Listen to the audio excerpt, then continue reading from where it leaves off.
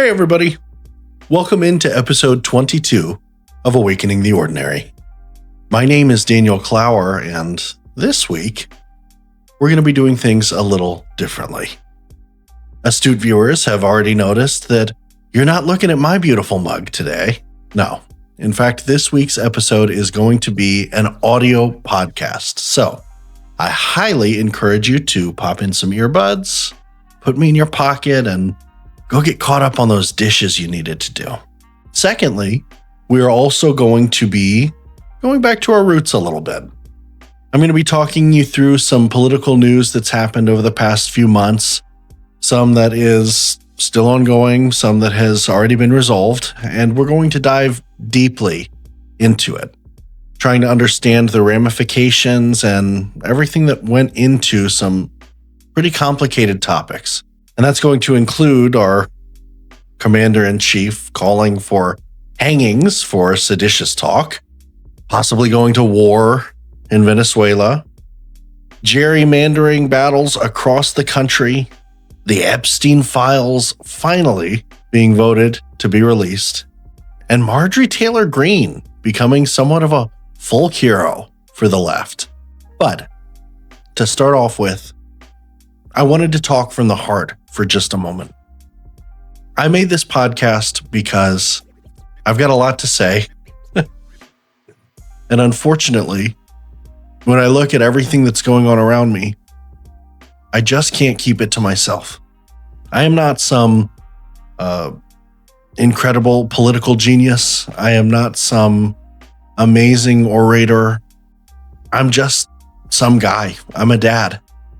I'm a dad who looked around and saw the world absolutely on fire and saw that a lot of people don't even seem to know that it's going on at all. I couldn't keep it to myself.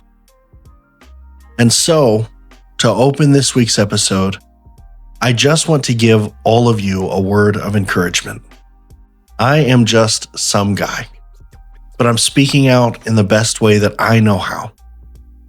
I just want to encourage you to speak out as well, in whatever way you know best how to. Wherever you live, whoever you try and surround yourself with, there are people around you who may not know what's going on. They may not have a grasp of current events or the political situation that we find ourselves in. Maybe they don't take it seriously. Maybe they think it's just happening to some general vague other group. And so it's not really anything that they need to pay attention to. I just want to encourage you to speak out. Let your voice be heard.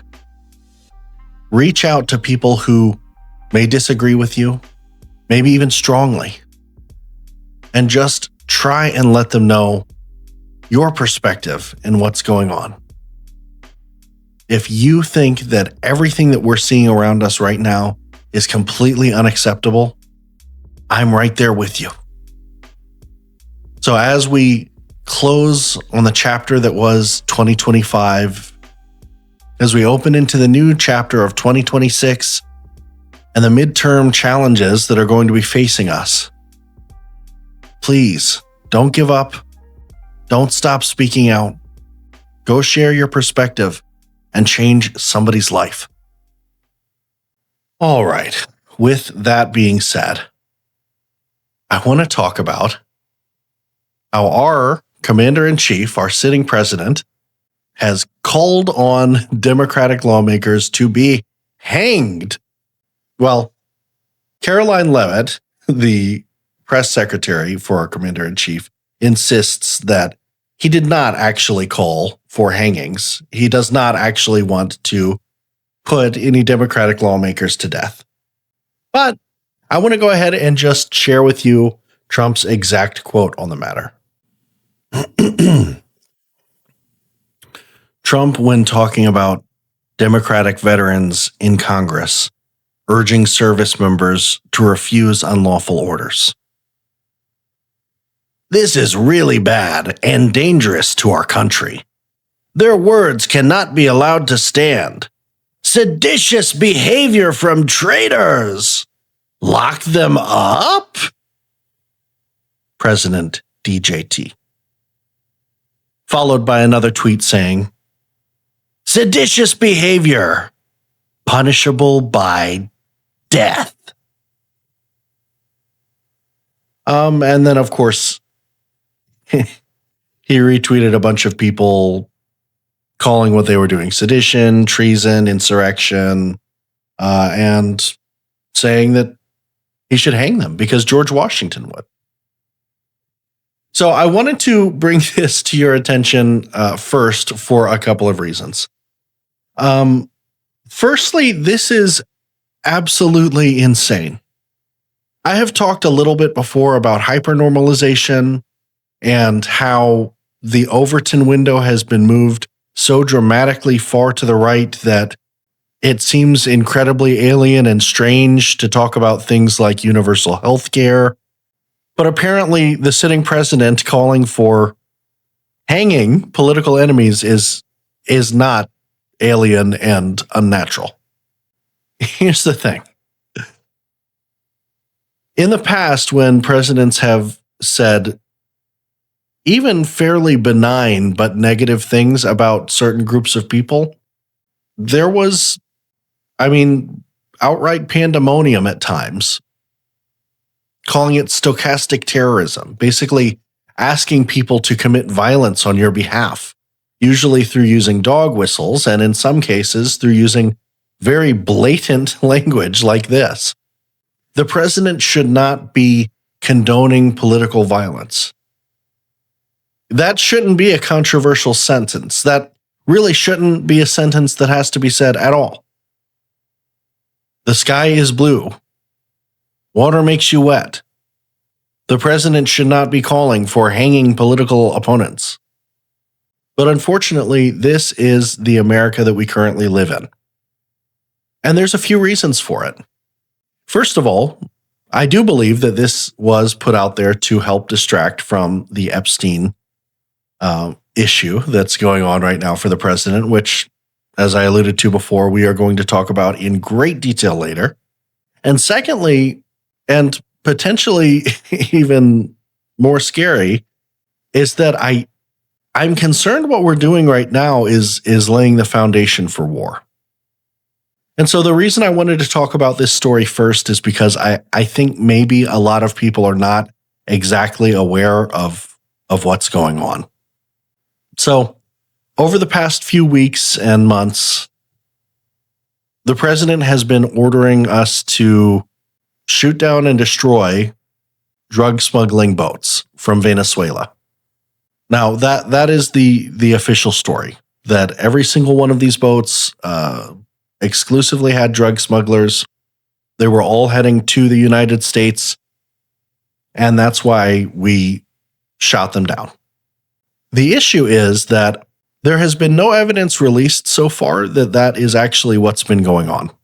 So essentially what the president has been doing is ordering the U.S. military to attack non-military civilian targets and saying, I promise these are bad guys.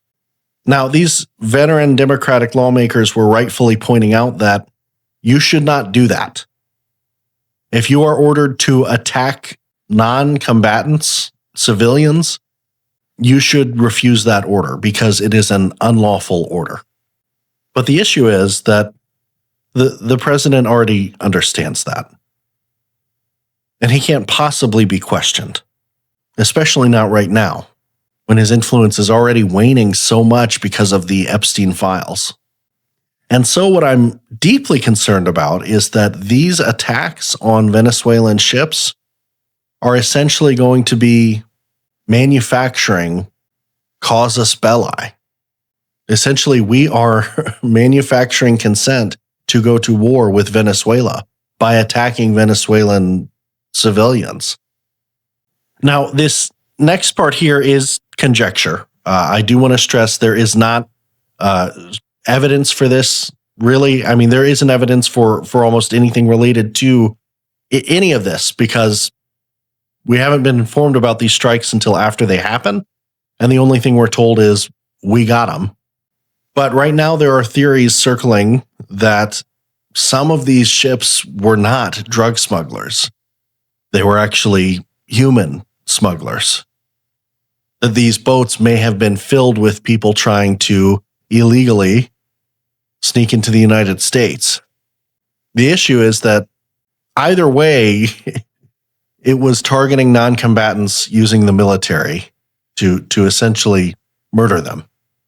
Now, many people would excuse it if it turns out these are drug smugglers because the cartels are almost paramilitary organizations. I mean, they really are stronger than some nations' militaries. But on the other hand, if these are simply human smugglers, that essentially means you killed a bunch of people just trying to find jobs. Now, if this is manufacturing consent for war, why? Why would we do that? There's a couple of reasons. First of all, Trump himself referenced, back when he was talking with Zelensky, how all you have to do to make sure you stay in power is start a war. He criticized Zelensky for not holding elections during the Ukrainian-Russian war. And I think, depending on how alarmist you want to be, there's reason to suspect that he may consider doing something like that to extend his stay in the White House, or to attempt to anyway. But more realistically, and still just as heinously, I suspect this has to do with the oil reserves. Venezuela has the highest amount of oil reserves in South America. And we're not on strictly friendly terms with Venezuela. So in a sense, it would make a lot of sense to go to war with a country that has vast amounts of oil reserves when you are in the midst of trying to convince everybody that there is no economic issues right now that we're facing. There is no cost of living crisis. Yeah, go get some oil. If people have to pay less at the gas tank, they are sure to take your side when it comes to the economic argument, right? So, yes, these Democratic lawmakers were essentially threatened with death because they dared to remind their fellow service members that they don't have to follow unlawful orders.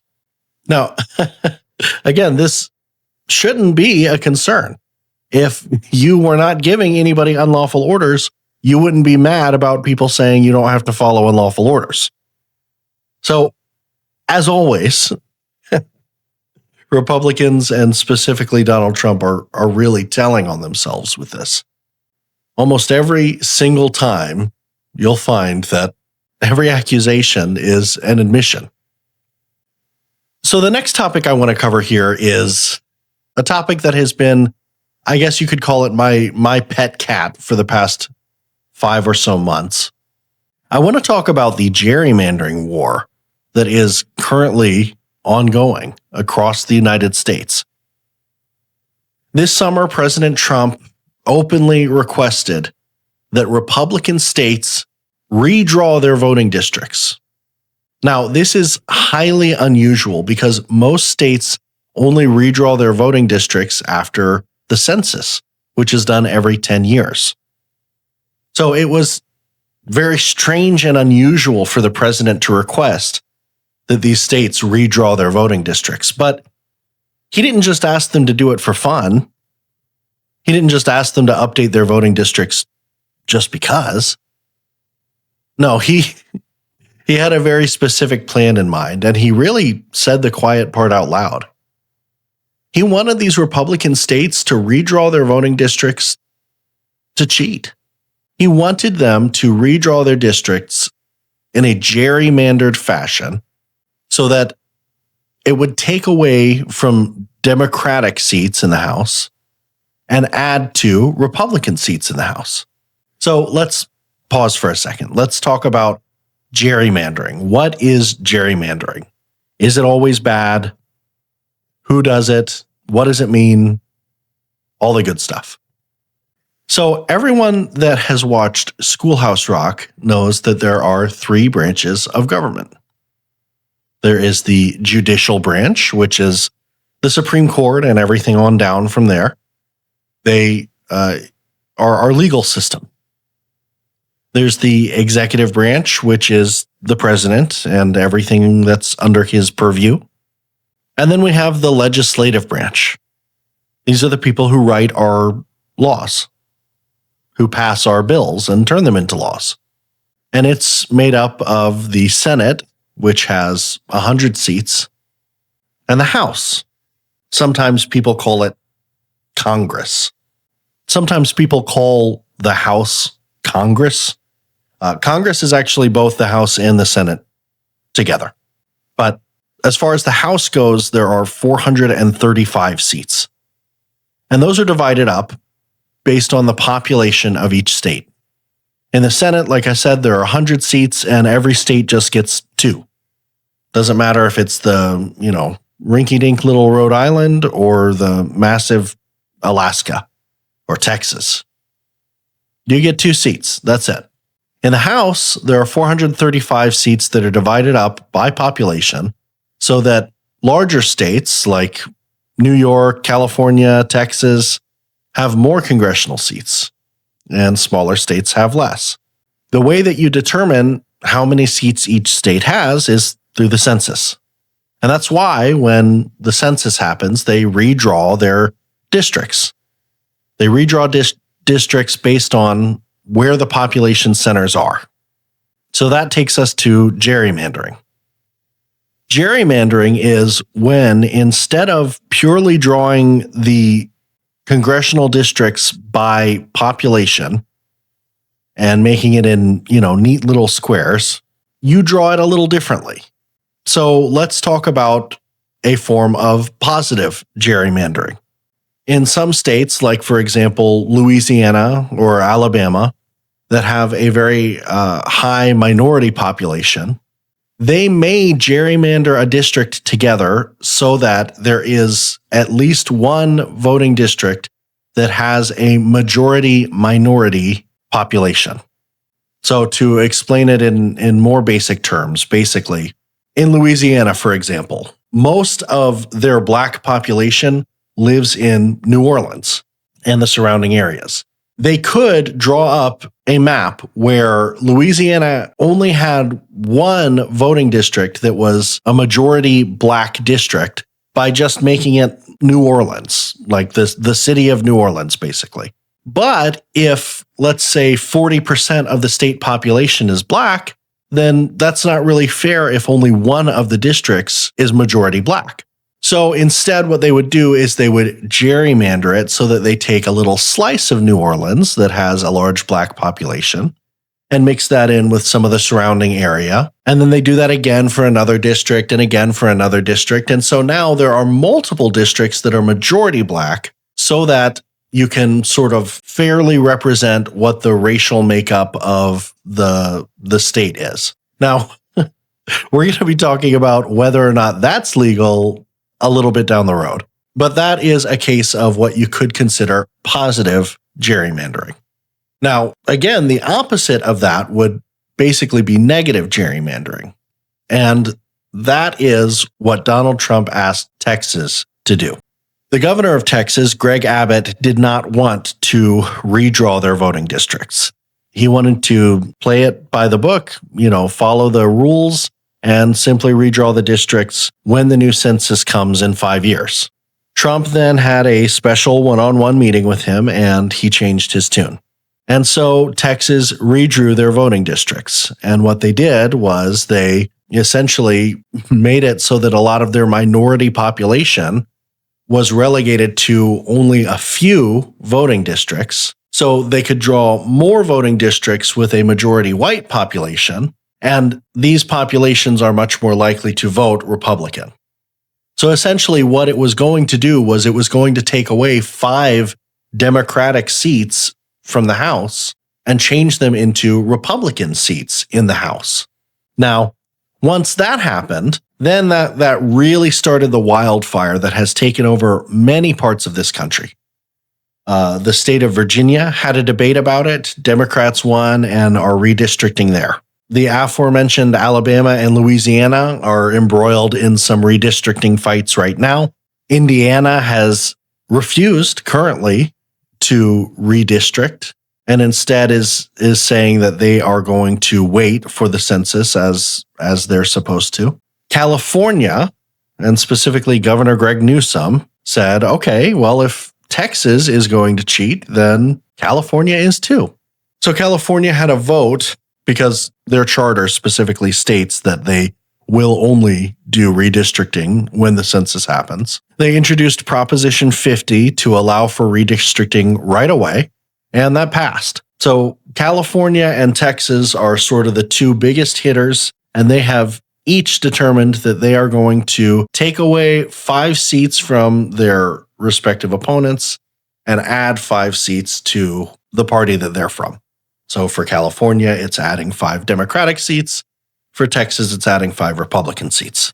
That is where we sat up until just recently. But just recently, there has been a whirlwind of news. A lower federal court ruled that Texas's gerrymandering, surprise, surprise, was illegal because it was racist. And what they did was gerrymander it so that certain minority groups weren't going to be represented.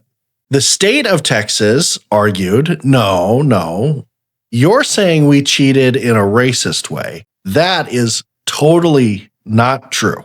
We cheated, but we cheated in a political way. And it just so happens that the political way that we cheated kind of happens to also line up with exactly what it would look like if we were doing it in a racist way. But we didn't do it for racist reasons. We did it for political reasons. So it's actually okay. And surprisingly, they actually may have a legal argument for that. The Supreme Court has currently stepped in and put a temporary stay on the lower court's ruling, meaning the lower court said, hey, Texas, you can't do that. And the Supreme Court said, hey, lower court, wait up. We're going to talk about it first. The Voting Rights Act is going to be a big topic of discussion in the coming months. You are going to hear people talking about it on the news. So I just want you to be informed as to exactly what they are arguing about in the Supreme Court. The Voting Rights Act determines that essentially the part of this that's coming under scrutiny by the court is whether or not racial gerrymandering is allowed if it's not the intent behind the gerrymandering. So like I said, Texas, they were very open about it. They said, yes, we're going to cheat. We are cheating here, but we're doing it to help Republicans, not to hurt Black people. It just also happens to hurt Black people, Latino people, but that's not why we're doing it. We're doing it to help Republicans. The Supreme Court is going to decide whether or not that's legal, whether the intent is all that matters. Now, depending on how the Supreme Court decides, this could really reshape the future of America. Because if the Supreme Court decides that the Voting Rights Act overreached, all bets are off. Every single state could start redistricting. And sooner or later, it would get out of hand. I mean, if you think about it, if states redistrict in a way that allows one party to have a majority, a really rock-solid, untouchable majority, they could then pass laws to keep themselves in power longer, further, in even more unfair ways. And there really wouldn't be any way to stop them. So we are all going to be waiting with bated breath to see exactly what the Supreme Court rules. But this is an issue that, frankly, has not gotten enough attention in the national media. I mean, it only really started to get attention once Gavin Newsom started tweeting like Trump, which, good for him, super funny, whatever. He's trying to make his own presidential bid. But this is something that every American should take very, very seriously because it's going to affect our future maybe more than any of the other issues that are going on right now. I mean, I understand things like, for example, the Epstein files. They are huge and they are important and they're impactful, but they're also just right now, and they're only affecting the current moment, really, the current politicians. This gerrymandering story, this could go on for generations. I mean, this could be changing the face of American politics forever. So I know I did a little call to action earlier, but I just want to reemphasize for you. If you are in one of these states that is undergoing a battle for or against gerrymandering, please let your voice be heard. Reach out to your local representative, reach out to your senator, reach out to your governor. Let them know what you think. I know it seems kind of, I guess, cliche. It seems kind of useless, frankly, to be sending these messages, sending emails, sending letters, calling. But if you think about it, most people don't do that. So if you are one of those people who is being active, who is getting your voice out there, who is pestering your representatives and reminding them that you are their boss and they need to listen to the voice of their constituents, you've got a leg up because most people are not doing that. So please just consider reaching out to your representatives, reminding them that midterms are coming up and asking them if this is really how they want things to go down. Okay, so with all of that out of the way, now we should probably go ahead and talk about what I'm sure most of you have been waiting to hear about, which is the Epstein release. And frankly, there could be a whole episode dedicated to just what's been going on in the past few weeks. But I'm going to go ahead and try and condense everything down for you a little bit because it's really been a wild ride. So first of all, just to recap, Jeffrey Epstein was a financier who's been to, no, I'm just kidding. Everybody knows at this point who Jeffrey Epstein is. I think if you are listening to this channel, you know about Donald Trump's relationship with Jeffrey Epstein. If you don't, just, check back a few videos ago. I did a breakdown kind of talking about the history between these guys. So let me bring you up to speed on what's happened in the last few weeks. First of all, the House was put on recess for 8 weeks because they were going to have to force a vote on releasing the Epstein files if Mike Johnson, who is the Speaker of the House, did not put them on recess.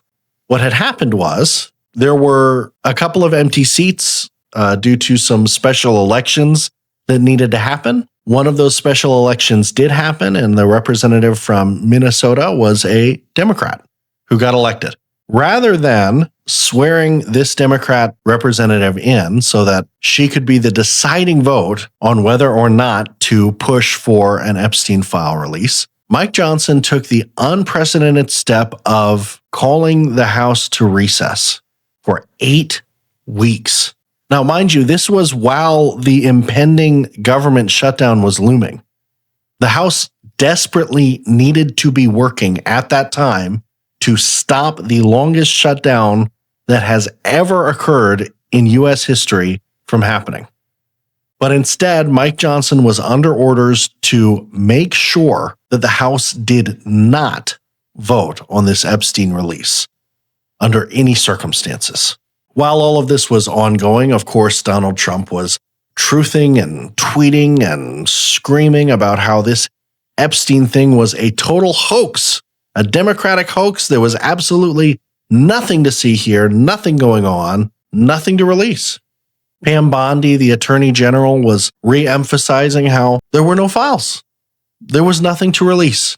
When she said that she had the files on her desk those many, many months ago, she was lying. Or maybe not lying. Maybe she just didn't actually read them yet. So she didn't know that they were completely empty folders.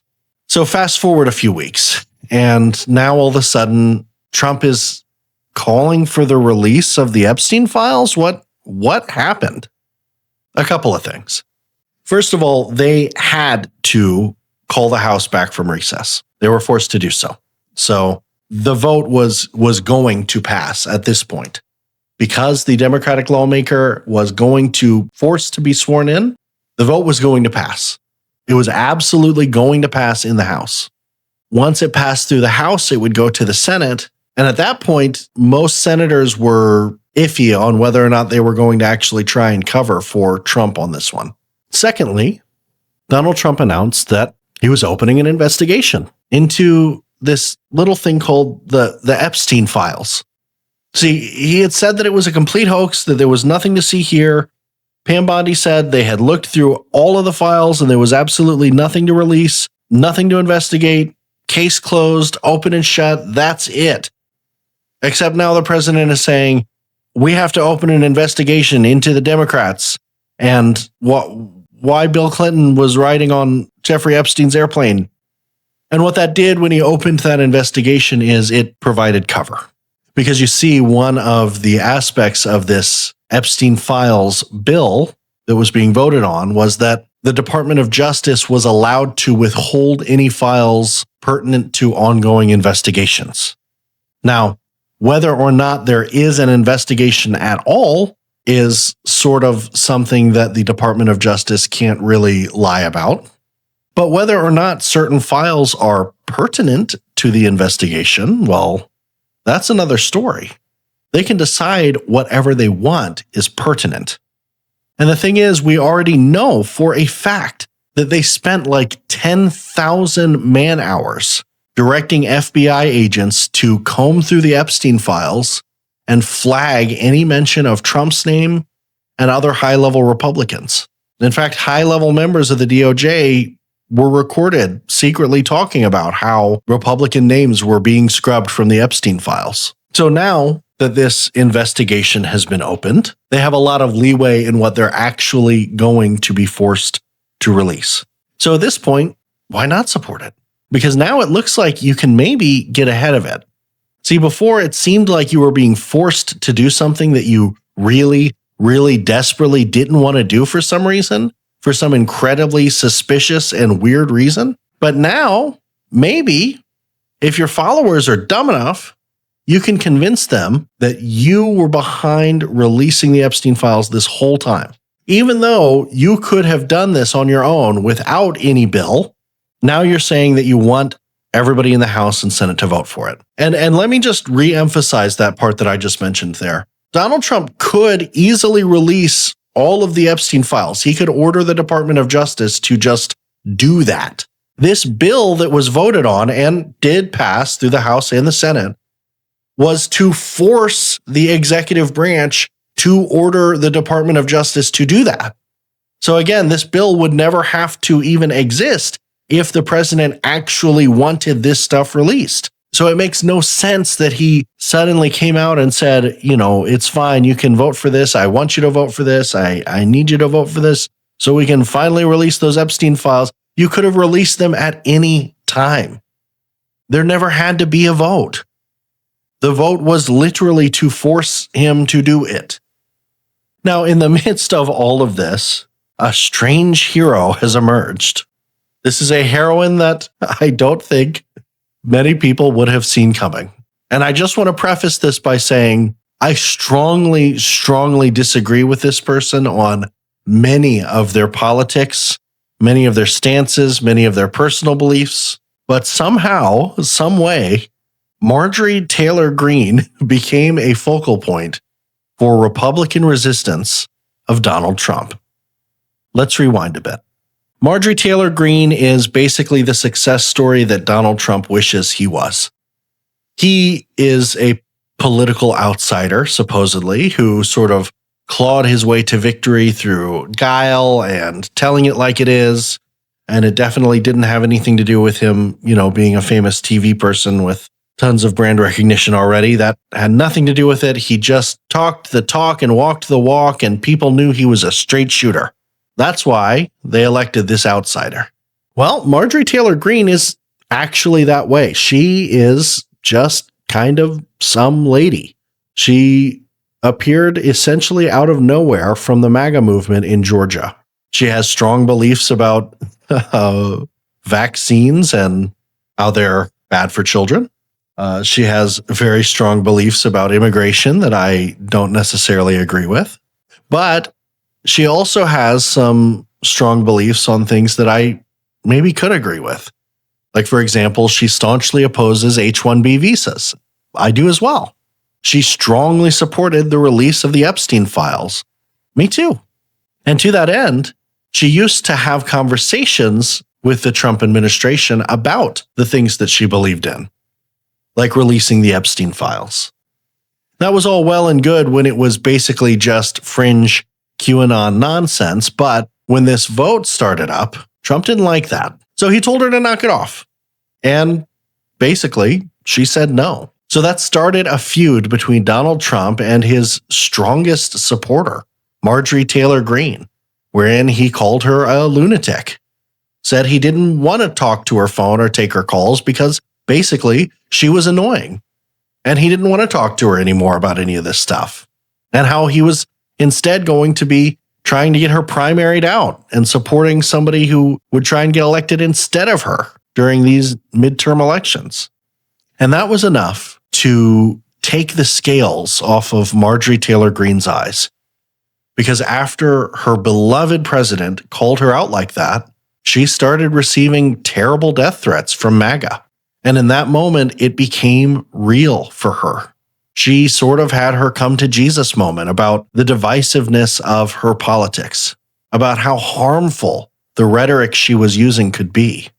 And so she went on an apology tour. She talked with, I think, CNN, I think The View even, and she basically apologized for a lot of what she did before.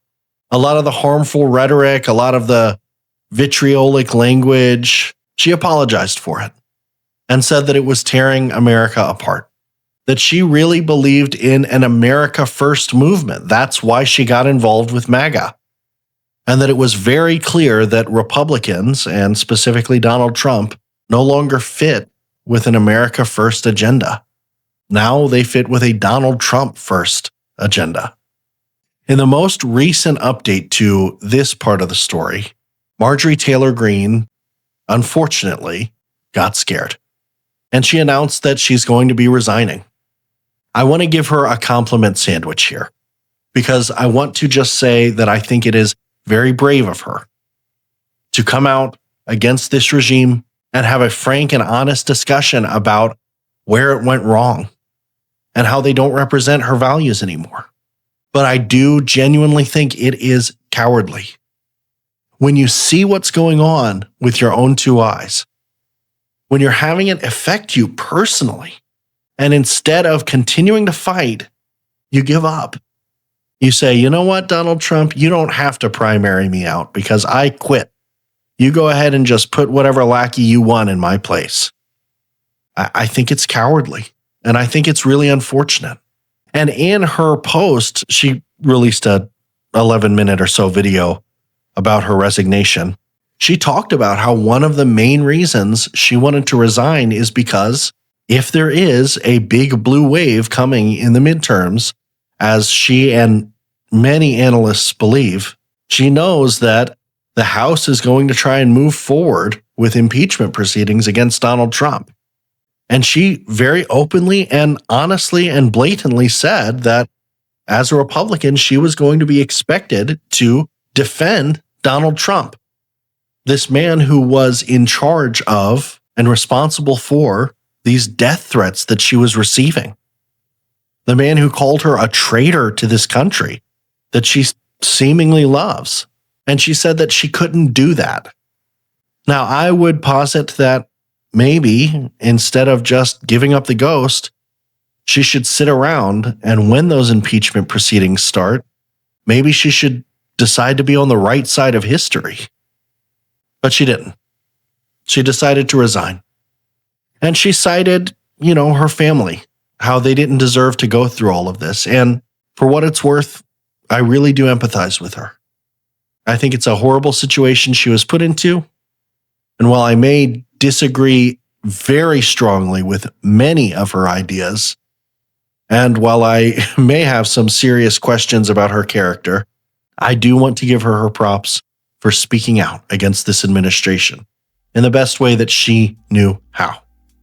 And I guess that's really what this episode has been all about. Speaking out. Bringing truth to light. It's call-out season, people. The Epstein files are being released. Marjorie Taylor Greene is resigning. Maybe we're on the brink of war. It's time to call people out. So thank you so much for tuning in to this week's episode. It always means so much when I hear from people, whether they agree or disagree. So leave a like, leave a comment, let me know your thoughts, and I look forward to seeing you soon.